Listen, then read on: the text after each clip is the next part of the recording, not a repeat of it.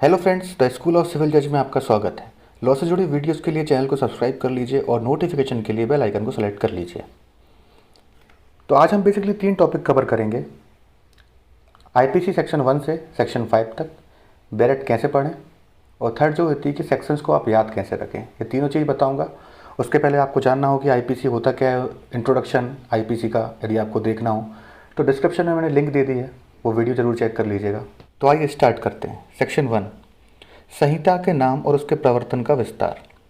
यह अधिनियम भारतीय दंड संहिता कहलाएगा और इसका विस्तार संपूर्ण भारत पर होगा।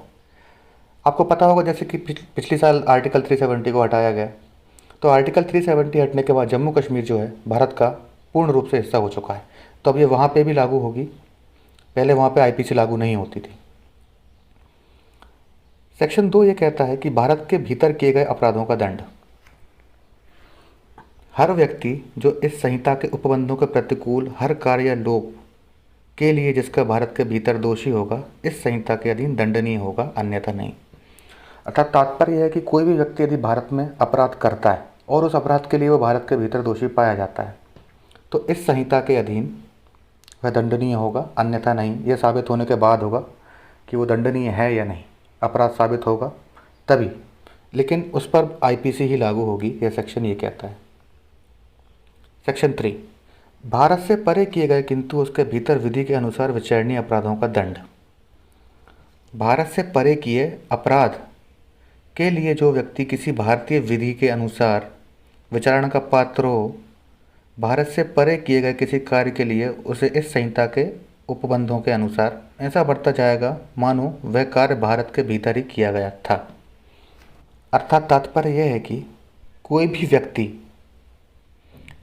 यदि भारत से बाहर परे कोई अपराध करता है जो कि भारतीय विधि के अनुसार विचारण का पात्र हो, भारत से परे किए गए किसी भी कार्य के लिए इस संहिता के उपबंधों के अनुसार ऐसा बढ़ता जाएगा मानो वह कार्य भारत के भीतर किया गया था।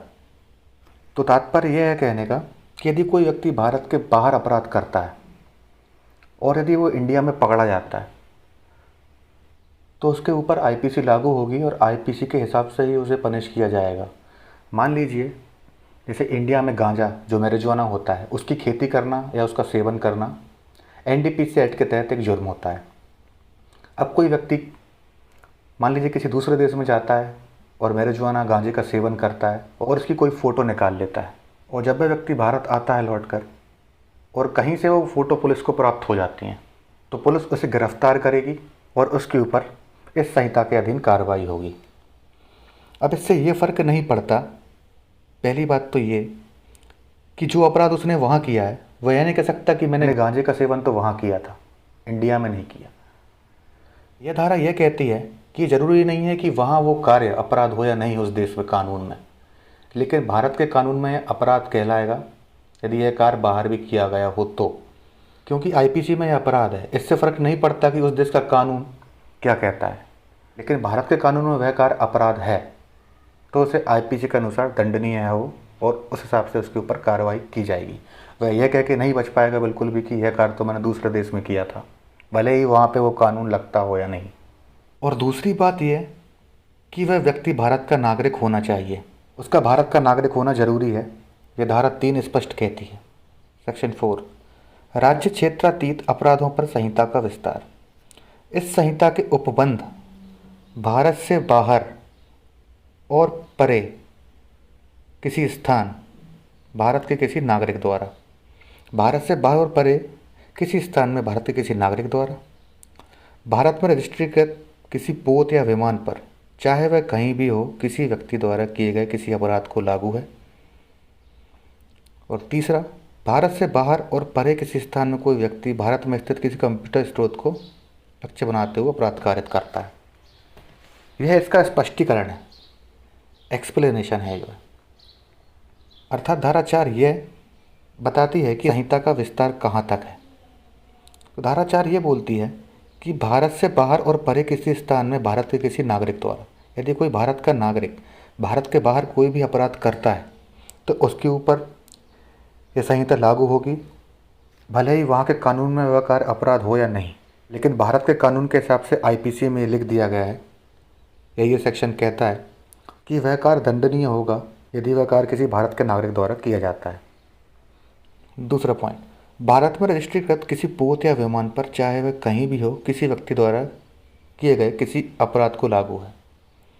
भारत में रजिस्ट्रीकृत पोत या विमान, चाहे वह कहीं भी हो, व्यक्ति द्वारा किसी अपराध को लागू है। अर्थात तात्पर्य यह है कहने का कि यह नागरिक जो व्यक्ति है, यह कोई भी हो सकता है। और रजिस्ट्रीकृत से तात्पर्य यह है, जिसे हम रजिस्ट्रेशन बोलते हैं, जैसे आप कुछ गाड़ी लेते हैं, कोई सी बाइक लेते हैं तो उसका रजिस्ट्रेशन होता है, उसका आरसी कार्ड आता है, एक नंबर आता है।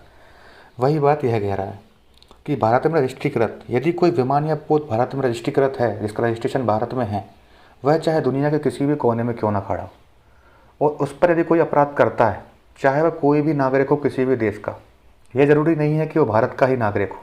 मान लीजिए भारत का कोई जहाज़ ऑस्ट्रेलिया की जल सीमा के अंदर खड़ा है और वहाँ पर एक चाइनीज़ और ऑस्ट्रेलियन लड़ पड़ते हैं आपस में, और ऑस्ट्रेलियन जो है वो चाइनीज़ की हत्या कर देता है। क्योंकि उसने अपराध भारत के जहाज़ पर किया है, भारत में जो रजिस्ट्रीकृत जो जहाज़ है उस पर किया है, तो उसके ऊपर आईपीसी लागू होगी। इसमें ज़रूरी यह नहीं है कि वह भारत का ही नागरिक हो। यह बात धारा 4 का दूसरा पॉइंट कहता है। तीसरा पॉइंट, भारत से बाहर और परे किसी स्थान में कोई व्यक्ति भारत में किसी स्थित कंप्यूटर स्रोत का लक्ष्य करते हुए अपराध कारित करता है। मैं पहले यह बता दूं कि ये एक्सप्लेनेशन है धारा 4 का, ये कोई पॉइंट नहीं है। मान लीजिए चाइना में कोई व्यक्ति बैठा है और भारत के किसी कंप्यूटर पर किसी सरकारी संस्था या कोई भी हो, मान लीजिए कि ये जो आधार कार्ड की जो वेबसाइट है उसे हैक कर लेता है वो, तो उसके ऊपर आईपीसी लागू होगी। यह इसका एक्सप्लेनेशन कहता है। अब देखते हैं सेक्शन 5, कुछ विधियों पर इस अधिनियम द्वारा प्रभाव न डाला जाना। इस अधिनियम की कोई बात भारत सरकार की सेवा के अफसरों, सैनिकों, नौसैनिकों, वायुसैनिकों द्वारा विद्रोह, अभित्यजन को दंडित करने वाले अधिनियम के उपबंधों पर प्रभाव नहीं डालेगी। अर्थात यह धारा यह कह रही है कि भारत सरकार की सेवा का कोई अफसर, नौसैनिक या वायुसैनिक, ये कुछ भी ऐसा अपराध करते हैं जैसे विद्रोह कर देना, या कोई खुफिया डॉक्यूमेंट या कोई फाइल है उसे किसी और को दे देना, इस प्रकार का कोई भी अपराध करते हैं तो उनके ऊपर आईपीसी लागू नहीं होगी। क्योंकि इनके जो कानून है वो अलग हैं। आर्मी एक्ट अलग है नौसैनिकों के लिए, वायु सैनिकों के लिए एयरफोर्स एक्ट अलग है, तो इनके ऊपर कार्रवाई उस हिसाब से होगी, ना कि आईपीसी इनके ऊपर लागू होगी। यह धारा 5 यह कहती है। अब बात करते हैं कि सेक्शन कैसे याद रखें। तो आपको एक चीज़ दिखाऊंगा मैं आपको। आप अभी एक इमेज दिख रहे होंगे सामने, ये आईपीसी के जो चैप्टर्स हैं उसकी लिस्ट है। अब मान लीजिए उदाहरण के लिए चैप्टर 6 जो है ये कहाँ से कहाँ तक है, 121 से 130 तक। तो अब करना क्या है, जैसे आप स्कूल टाइम में पढ़ते थे तो आप देखा करते थे कि कोई चैप्टर 1 चल रहा है जैसे, तो टीचर जो है वो एकदम से उठा के आपको चैप्टर 5 पे तो लेकर आएंगे नहीं, और वो भी बीच में से पढ़ाने लगे। आप पहले चैप्टर 1 कंप्लीट करेंगे, उसके डाउट्स क्लियर करेंगे और उसे याद करेंगे कि कहाँ क्या बात लिखी। तो वही चीज़ यहाँ पर लागू होती है। आपको सेक्शन से ऐसा नहीं है कि आपने सेक्शन 5 पढ़ लिया फिर आप सीधा सेक्शन 320 पे चले गए कि वो क्या कहता है, ऐसा नहीं होता है। आपको चैप्टर वाइज जो रेंज है ना, पहले तो ये याद करनी पड़ेगी कि ये चैप्टर की रेंज कहाँ तक है। चैप्टर का नाम जो है राज्य के विरुद्ध अपराधों के विषय में, तो राज्य के विरुद्ध जितने भी अपराध हैं आपको उसकी रेंज निकालनी है पहले कि कितने अपराध हैं, कितने प्रकार के, 121 से लेकर 130 तक राज्य के विरुद्ध अपराधों के बारे में बताया गया है। तो आपको ये रेंज करनी है और इतने ही सेक्शन करने हैं। आप 4 दिन इस पर ध्यान देंगे, बेशक आपको ये याद हो जाएगा। आपको रेंज याद होगी, आपके मन में चीज़ आएगी, यह बात उस चैप्टर में लिखी है, सेक्शन ध्यान देना है, बस आप 2 मिनट सोचेंगे आपको सेक्शन याद आ जाएगा। तो पहले चैप्टर की रेंज याद करें, उसके बाद सेक्शन पर जाएं। यही तरीका होता है याद करने का, वरना तो कभी नहीं होने वाले। लाइफ टाइम पढ़ते रहें तो आपको गिने चुने सेक्शन ज़रूर याद हो जाएंगे, लेकिन जब तक रेंज वाइज आप याद नहीं करेंगे तब तक बिल्कुल नहीं होने वाले। तो होप गाइस वीडियो आपको पसंद आई होगी। थैंक्स फॉर वॉचिंग, मिलते हैं अगले वीडियो में।